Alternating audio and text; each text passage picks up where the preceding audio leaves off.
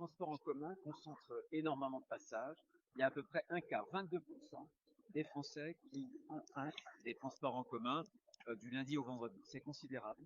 Et pour autant, il y a un Français sur deux, qui craint pour sa sécurité dans les transports en commun. Donc pour nous, c'est un enjeu très très important.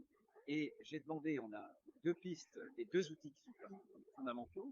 Le premier outil, j'ai demandé à la préfète avec la gendarmerie et la police, mais ça vaut pour tous les départements, de faire des plans de restauration de la sécurité du quotidien. Un deuxième outil, qui vient d'être voté il y a quelques jours, qui est un texte de loi que j'avais poussé à l'époque lorsque j'étais au Sénat.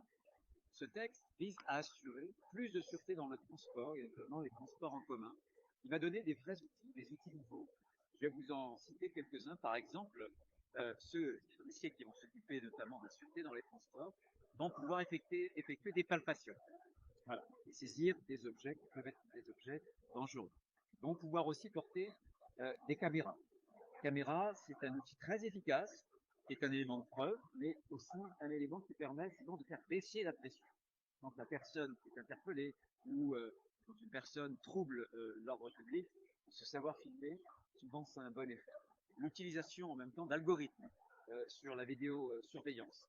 Le fait que lorsqu'il y a la commission d'une infraction, il y ait la possibilité, ce qui n'est pas le cas pour l'instant, c'est le cas pour des policiers nationaux, des gendarmes nationaux, ce n'est pas le cas pour des policiers municipaux et des policiers pour les transports, ils pourront faire par exemple des palpations, etc. et surtout des contrôles d'identité.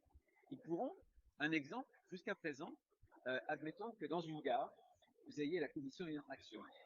Vous avez la sûreté des transports qui poursuivent celui ou celle qui a commis cette infraction, mais ils sont obligés de s'arrêter sur le tarmac. Ils n'ont pas le droit d'aller au-delà de cette frontière. C'est stupide.